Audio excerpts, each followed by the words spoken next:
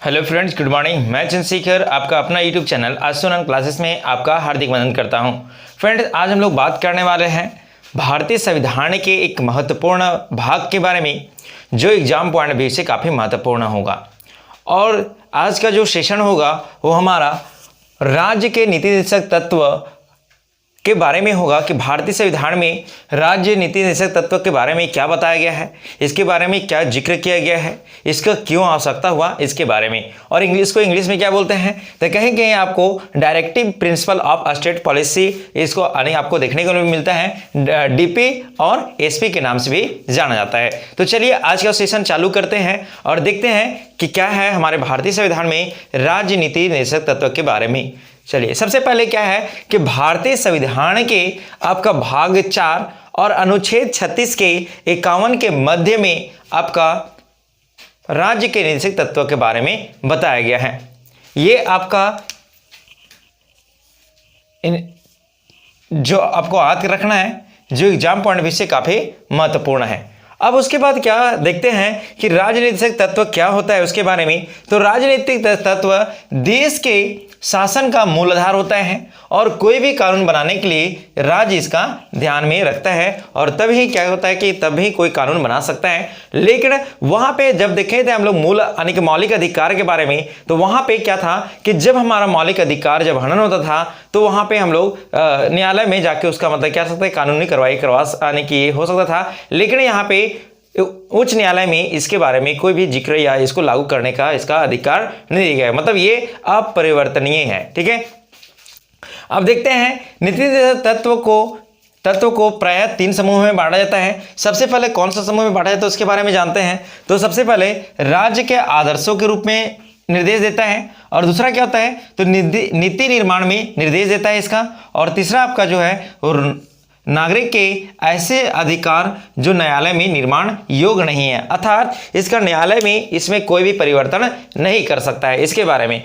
ठीक है, अब देख लेते हैं कि हमारे भारतीय संविधान में क्या है इसके बारे में और क्या इसके बारे में जानकारी दिया गया है, कौन से आर्टिकल में क्या बताया गया है, इसमें एक एक करके सभी के बारे में जान लेते हैं। तो चलिए देखते हैं सबसे पहले क्या है कि आपका जो आर्टिकल जो आपका 36 है, अनुच्छेद 33 है, क्या बताता है तो नीति निर्देशक तत्व की परिभाषा के बारे में बताता है कि यहाँ पे नीति निर्देशक तत्व की परिभाषा क्या है, कैसे होनी चाहिए, इसके बारे में भारतीय संविधान में आपका अनुच्छेद जो 36 है वो बताता है। उसके बाद अनुच्छेद 37 क्या बताता है तो निर्देशक तत्व को लागू करने के लिए एवं न्यायालय में परिवर्तनीय नहीं है, यानी कि इसमें न्यायालय में इसमें कोई भी परिवर्तन नहीं किया जाता है न्यायालय के अनुसार। अब यहाँ पे क्या है आपका आर्टिकल 38 देख लेते हैं, अनुच्छेद 38। इसमें क्या है कि सामाजिक, आर्थिक और राजनीतिक न्यायालय यानी कि न्याय प्रदान करना है, और भारतीय राज्य को यह क्या होगा कर्तव्य हो गया, यानी कि ये सब तीनों चीज पर किसका होगा तो भारतीय राज्य का कर्तव्य होगा कि सब तीनों चीज पे उसका न्याय प्रदान करने का। उसके बाद देख लेते हैं अनुच्छेद 39 क्या है तो संसाधन का उचित वितरण सभी को एक समान होगा और सामान्य कार्य के लिए एक समान वेतन होगा। ये एग्जाम पॉइंट भी से काफी महत्वपूर्ण है, इसलिए इसको आप लोग याद रखें।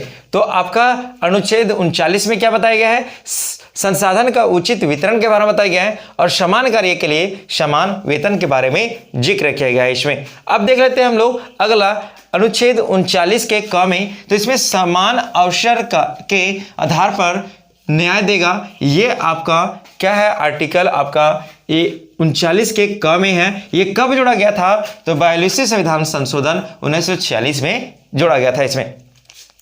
अब नेक्स्ट देख लेते हैं कि 40 अनुच्छेद क्या है हमारे 40वां अनुच्छेद, तो इसमें क्या बताया गया है कि राज्य में ग्राम पंचायत का गठन करना तथा उसकी जिम्मेवारी राज्य को होगी। ये एग्जाम पॉइंट से काफी महत्वपूर्ण है, ये अक्सर एग्जामों में पूछा करता है। राज्य में ग्राम पंचायत की व्यवस्था कहां पे की गई, कौन से आर्टिकल में, तो आपका जो आर्टिकल जो 40 है इसमें बताया गया है कि राज्य के जो होगा यानी कि जो ग्राम पंचायत की जो गठन करना होगा वो राज्य का कर्तव्य होगा।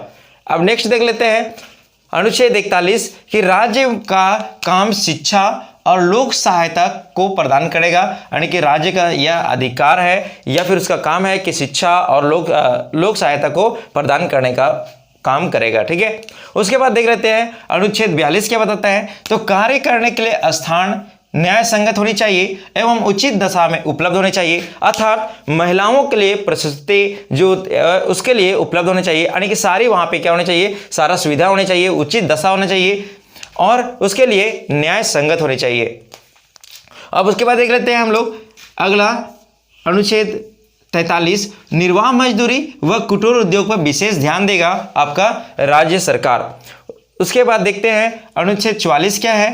तो अनुच्छेद 44 में भारतीय संविधान में यह जिक्र किया गया है कि अनुच्छेद 44 में कि राज्य के सभी नागरिकों को एक जैसा राज्य के जितने भी नागरिक होगा उसको सभी के एक जैसा कानून लागू करने का, अर्थात कहने का मतलब ये है कि सभी के लिए एक समान कानून लागू करने का उद्देश्य बताया गया है। किसमें? आपका अनुच्छेद आपका 44 में एक सभी के लिए एक समान कानून लागू करने का प्रयास करेगा। अब इसको देख लेते हैं। आपका आर्टिकल जो यानी कि जो 45 है ये एग्जाम पॉइंट ऑफ व्यू से काफी महत्वपूर्ण है, इसको आप लोग याद रखें। इसमें क्या बताया गया है कि 14 वर्ष से कम आयु के जो बच्चा होगा उसको शिक्षा देना यानी कि निःशुल्क शिक्षा देना उसका अनिवार्य होगा। और ये आपका जो मौलिक अधिकार यानी मौलिक कर्तव्य था, मौलिक कर्तव्य जो आपका रूस के संविधान से लिया गया था, वहां पे इसको आपका जोड़ दिया गया है। जो 11वां आपका जो मौलिक कर्तव्य है उसमें जोड़ा गया है आपका 86वें संविधान संशोधन 2002 में कि यानी कि जो 6 से लेकर 14 वर्ष के जो बच्चे के जो शिक्षा होगा वो निःशुल्क शिक्षा दिया जाएगा। और वो कैसा होगा? तो अनिवार्य यानी कि उसको देना ही है, वो उसका मौलिक कर्तव्य होगा। ठीक है, ये आपका पहले 45 में था लेकिन अब वहां पे मौलिक कर्तव्य में आपका ये 11वां में वहां पे जोड़ा गया है। ये 46वां यानी कि 86वें संविधान संशोधन 2002 में ऐसा किया गया। अब नेक्स्ट देख लेते हैं अनुच्छेद 46 क्या है। तो इसमें राज्य के एसटी एसी के लिए विशेष सुविधा का प्रदान करने का प्रयास करेगा, ये आपका बताया गया है आर्टिकल 46 में। अब उसी तरह देख लेते हैं आगे हम लोग कि भारतीय संविधान में अनुच्छेद 47 का क्या वर्णन किया गया है, इसका क्या महत्व है इसके बारे में। तो अनुच्छेद आपका जो 47 है इसे बताया गया है कि राज्य के नागरिक के लिए स्वस्थ पोषाहार पर विशेष देगा यानी कि राज्य सरकार। ठीक है, तो ये सारा आर्टिकल हमने देखा। अब देखते हैं कि आर्टिकल 48 क्या बोलता है उसके बारे में।